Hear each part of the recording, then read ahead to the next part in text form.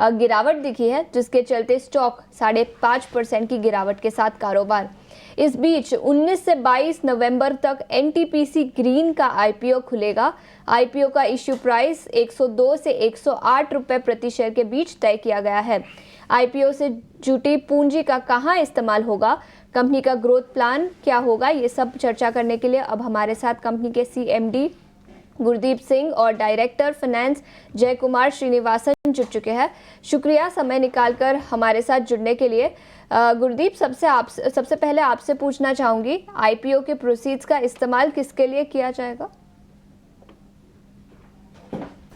IPO proceeds जो भी utilise होगा वो मेनली कैपेक्स, जो हमारे जो ऑन गोइंग प्रोजेक्ट्स हैं और जो फोर्थ कमिंग प्रोजेक्ट्स हैं उनमें यूटिलाइज होगा।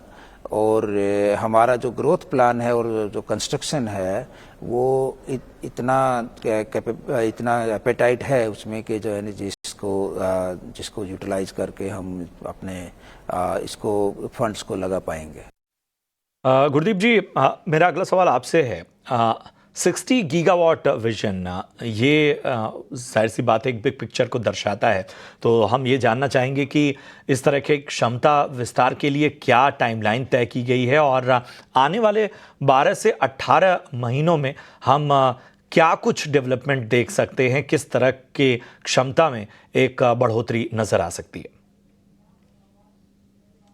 देखिए, आज हमारी कैपेसिटी है 3300 मेगावाट, 3300 मेगावाट। मार्च के महीने तक ये 6000 मेगावाट हो जाएगी और अगले वित्त वर्ष में 5000 मेगावाट और उससे अगले वित्त वर्ष में 8000 मेगावाट की कैपेसिटी का कमीशनिंग हो जाएगा। ये जो कैपेसिटी जो कमीशन हो जाएगी वो अभी पूरी तरह से उसके ऊपर काम चल रहा है कंस्ट्रक्शन का, और उसके लिए सभी चीज़ें टाई अप कर ली हैं, चाहे वो लैंड है, चाहे इवैक्यूएशन है, चाहे पीपीए है, चाहे ईपीसी है, everything is in place. So this is 19,000 megawatt by March 27. So this is not only for 6 to 18 months, but I have just shared with you what is the near-term goal. And going forward, जो हमारा लक्ष्य है कि 60,000 megawatt renewable capacity का जो 2032 तक का हमने लक्ष्य रखा था, उसको हमें उम्मीद है कि अभी स्टोरेज की जो प्राइसेस कम हुई है उससे जो है ना, जो सोलर की कैपेसिटी और विंड की कैपेसिटी ऐड करने में सहायता मिलेगी, क्योंकि वो ग्रिड में एब्जॉर्ब अच्छे से की जा सकती है विदाउट मच प्रॉब्लम। और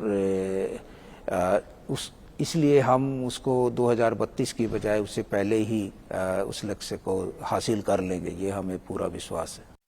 तो ये नज़रिया कंपनी के कैपेक्स प्लान्स को लेकर, लेकिन मिस्टर श्रीनिवासन, आपसे पूछना चाहूँगी, बाजार में पिछले कुछ दिनों से सुस्ती दिखी है। क्या आपको लगता है कि बाजार की सुस्ती का इम्पैक्ट कंपनी के वैल्यूएशंस पर पड़ेगा और शायद बाजार इतने ऊंचे वैल्यूएशंस एक्सेप्ट ना कर पाए? इस पर आपकी क्या राय होगी? नहीं, इसमें ये जो वैल्यूएशन हमने किया हुआ है उसमें भी ये काफ़ी विचार विमर्श करके मौजूदा हालात को देख के और कंपनी की जो ग्रोथ ट्रेजेक्ट्री है ये सब पे विचार पूर्वक हमने ये किया है और हमें पूरी उम्मीद है और बल्कि हमें विश्वास है कि इसको वेल रिसीव होगा। ये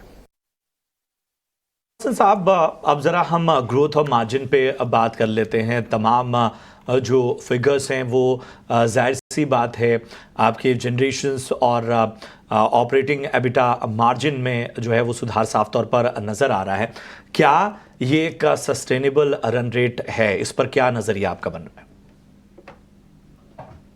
ऑपरेटिंग एबिटा मार्जिन जो है हमारा 86% है अभी। हम उम्मीद करते हैं कि ये थोड़ा और इम्प्रूव होकर 90% तक पहुंचेगा और वो सस्टेन करेंगे हम लोग।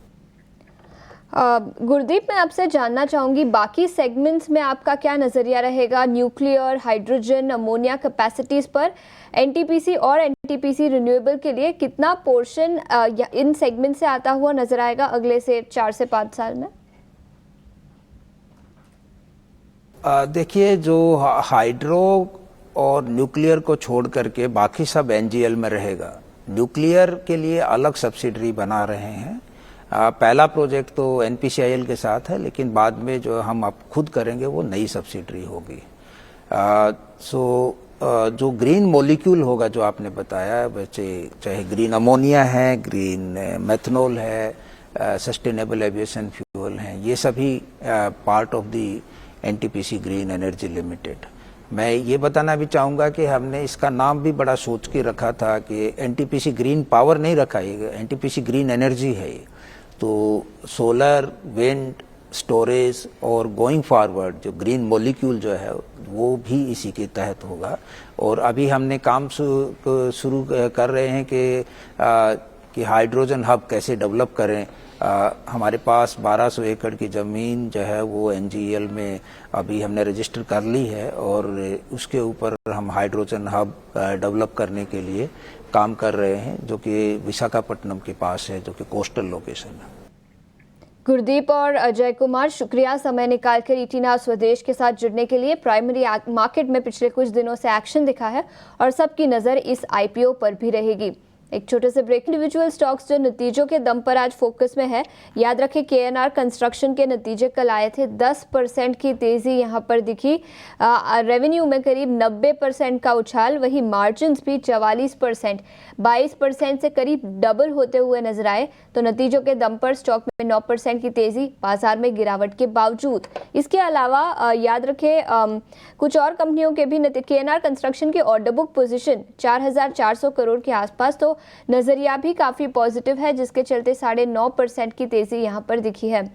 राजेश, क्या राय होगी केएनआर कंस्ट्रक्शन पर? केएनआर कंस्ट्रक्शन अगर देखें तो काफी अच्छा गैप अप हुआ है। गैप अप के बाद हायर लेवल से थोड़ा सा प्रॉफिट बुकिंग हुआ है। आज क्लोजिंग बेसिस पे देखना होगा।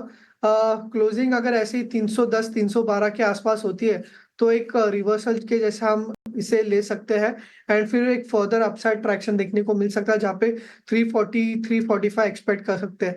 अभी फिलहाल जिनके लॉन्ग्स है वो होल्ड रख सकते हैं। जो बुलिश गैप रह गया अराउंड 290 के आसपास, तो वो एक सपोर्ट रहेगा। तो 310 312 अगर क्लोजिंग आता है तो काफी अच्छा रहेगा स्टॉक के लिए।